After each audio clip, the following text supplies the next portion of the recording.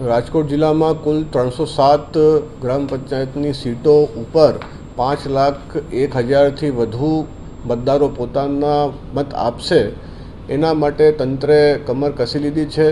અમે જે મટીરિયલના અલગ અલગ સાધનો સામગ્રીના જે ટેન્ડર છે એ કરી નાખ્યા છે.